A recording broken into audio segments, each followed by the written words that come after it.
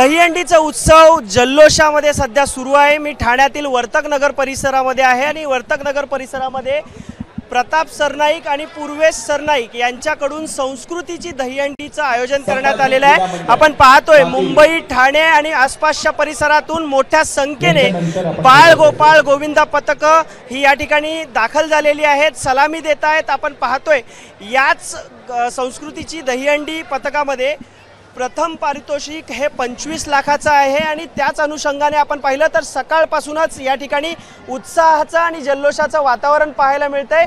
याच संदर्भात बोलण्यासाठी माझ्याबरोबर पूर्वेश सरनाईक सर आणि प्रताप सरनाईक सर आहेत। पूर्वेश सर, कशा प्रकारे उत्साह पाहायला मिळतो आणि कशा प्रकारे यंदाचं आयोजन आहे? दरवर्षीप्रमाणे यंदाही संस्कृती प्रतिष्ठानच्या या दहीहंडीमध्ये वेगवेगळे विश्वविक्रम होणार आहेत असा मला विश्वास आहे। आणि प्रामुख्याने आपण पाहू शकता की ह्या संस्कृतीच्या हंडीमध्ये सर्व सुरक्षेची काळजी घेतली जाते। आपण पाहू शकता की हार्नेस आहेत, मेडिकल सेफ्टीची टीम आहे आणि प्रामुख्यानं आत्तापर्यंत 380हून अधिक गोविंदा पथकांनी या संस्कृतीच्या हंडीमध्ये रजिस्ट्रेशन आपलं केलेलं आहे। मला विश्वास आहे आत्ताच या ठिकाणी कोकण नगर गोविंदा पथक आलेलं आहे, ते 9 थराची या ठिकाणी सलामी देणार आहेत आणि काहीच क्षणामध्ये जय जवान गोविंदा पथक सुद्धा या ठिकाणी येऊन एक नवीन विश्वविक्रम करण्याच्या तयारीत आहे। सर, गल्ली बोळातून सुरू झालेला हा दहीहंडीचा प्रवास मॅच पर्यंत पाहायला मिळतोय। कसं 29 वर्ष कशी गेली हे कळलं नाही। खरं तर मी स्वतः गोविंदा लहानपणापासून दादरच्या कबूतरखान्यापासून गोविंदापासून सुरुवात केली आणि नंतर मग डोंबिवली, ठाणे असा प्रवास करत 1995ला पहिली उत्सवाची स्थापना केली आणि हा उत्सव हळूहळू 29 वर्षामध्ये एवढा मोठा होईल असं वाटलं नव्हतं। आजची परिस्थिती फार वेगळी आहे। राज्याचे मुख्यमंत्री एकनाथ शिंदे साहेबांचा मी मनापासून धन्यवाद देतो की त्यांनी माझ्या ज्या मेहनतीला फळ दिलं। 9 वर्षापासून मी करत असलेल्या प्रयत्नांना त्यांनी यश प्राप्त करून दिलं आणि क्रीडा प्रकारामध्ये ह्या दहीहंडीच्या साहसी क्रीडा प्रकारामध्ये समावेश केला। प्रो गोविंदाची स्थापना झाली। पूर्वेश सरनाईकांनी 2 वर्षापासून प्रो गोविंदाचा कार्यक्रम केला आणि पूर्ण जगामध्ये तो प्रसिद्ध झाला।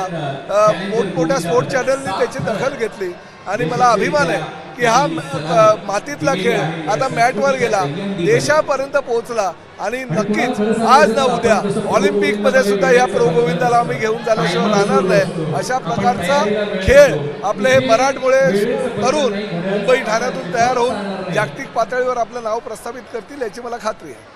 दादा, साहसी खेळाचा याला मान्यता मिळाली, प्रो गोविंदाचे 2 सीझन झाले, मात्र अजूनही काही गोविंदांचं असं म्हणणं आहे की फ्रँचायझीज त्यांना घेणार आहेत तर त्यांच्या नोकऱ्यांची देखील व्यवस्था झाली तर यामध्ये खरंच आणखी गोविंदांना प्रोत्साहन मिळणार आहे। मी आपल्याला जसं सांगितलं की सरनाईक साहेबांची इच्छा हीच होती की आमचा हा दहीहंडीचा उत्सव हा फक्त 1 दिवसासाठी मर्यादित न राहता संपूर्ण वर्षभर ज्या पद्धतीने क्रिकेट खेळलं जातं, ज्या पद्धतीने फुटबॉल खेळली जाते, तशीच आमची ही दहीहंडीसुद्धा वर्षभर खेळली पाहिजे। प्रो गोविंदाच्या सुरुवातीपासूनच मी सांगत आलेलो आहे की प्रो गोविंदाच्या माध्यमातून फक्त वर्षातून 1 दिवस तो प्रो गोविंदा खेळला जाणार नाही, त्याचे सीझन्स केले जातील आणि त्या सीझन्सच्या माध्यमातून या टीम्स जे आपण म्हणतो फ्रँचायझीज त्यांना त्या ठिकाणी प्राधान्य दिलं जाणार आहे। आणि प्रामुख्याने मी आपल्याला सांगतो की आत्ता 16 संघ आहेत, भविष्यामध्ये ह्याच 16चे 32 संघसुद्धा होणार आहेत। आज त्या 16मध्ये 8 थर रचणाऱ्या गोविंदा पथकांना स्थान दिलेलं आहे, परंतु भविष्यामध्ये मिनी प्रो गोविंदाच्या माध्यमातून सुद्धा 7 थर रचणाऱ्या गोविंदांसाठी सुद्धा एक आगळी वेगळी स्पर्धा आम्ही करणार आहोत आणि फक्त 1 दिवसाची ही स्पर्धा नसून तर त्याची फीडर लीग्स हे महिनाभर चालेल अशा पद्धतीचं प्रो गोविंदाचं भविष्यामध्ये आयोजन केलं जाणार आहे। दहीहंडी आणि दहीहंडी उत्सवाला सुगीचे दिवस आलेले आहेत तुमच्यामुळे, तर आता आगामी काळामध्ये विधानसभा निवडणुका देखील आहेत, तर आपण पाहतो राजकीय आखाडा देखील पाहायला मिळतोय, अनेक राजकीय पक्षांनी आयोजन केलं। मी सुगीचे दिवस माझ्यामुळे आले असं म्हणणार नाही। ह्या गोविंदाची मेहनत आणि ह्या गोविंदांनी केलेले प्रयत्न त्यासाठी कारणीभूत आहे। बिचारे 365 दिवसांपैकी आपला नोकरी धंदा सांभाळून 1-1, 2-2 महिने सराव करतात आणि सरावानंतर त्यांना हे यश प्राप्त होतं। त्यामुळे हे यश प्रताप सरनाईकचं किंवा पूर्वेश सरनाईकचं नाही, हे यश या सर्वसामान्य गोविंदांचं आहे। मी हा गोविंदाचा विजय या ठिकाणी सांगतो। आणि राहिली विधानसभेची निवडणूक, दरवर्षी कुठल्या ना कुठल्या निवडणुका येत राहतात। आम्ही 29 वर्ष हा उत्सव साजरा करतोय, त्यामुळे या उत्सवामध्ये अनेक मंडळं सहभागी होतात आणि अनेक मंडळं सहभागी झाल्यानंतर ह्या गोष्टी या ठिकाणी होतच राहतात। त्यामुळे ह्या विधानसभेच्या निवडणुकीसाठी आम्ही जर काही हे करतोय असं म्हणणं चुकीचं ठरेल। आम्ही सरळ जे करतोय ते गोविंदांसाठी करतोय। नक्कीच दादा, एक शेवटचा प्रश्न असा आहे, प्रो गोविंदामध्ये आपण पाहिलं तर 16 संघ होते. काय वाटतं 10 थरांचा विश्वविक्रम कोण करेल? जय जवान देखील उत्सुक आहेत, इतर देखील पथकं प्रयत्न करतायत. काय वाटतं कोण करेल? मी आपल्याला एक सांगतो, 10 थराचा जो विश्वविक्रम आहे, खरं तर 9 थराचा गिनीजचा विश्वविक्रम ह्याच संस्कृतीच्या मैदानावर झाला होता. आणि मला विश्वास आहे यावर्षी तोच 10 थराचा विश्वविक्रम हा ह्याच संस्कृतीच्या मैदानावर आमचे गोविंदा करतील, ह्यात मला पूर्ण विश्वास आहे.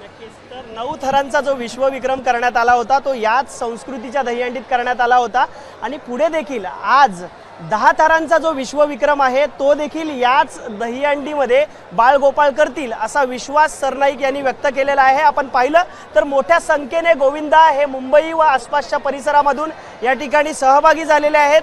सर्वांमध्ये उत्साहाचं वातावरण आपल्याला पाहायला मिळतंय.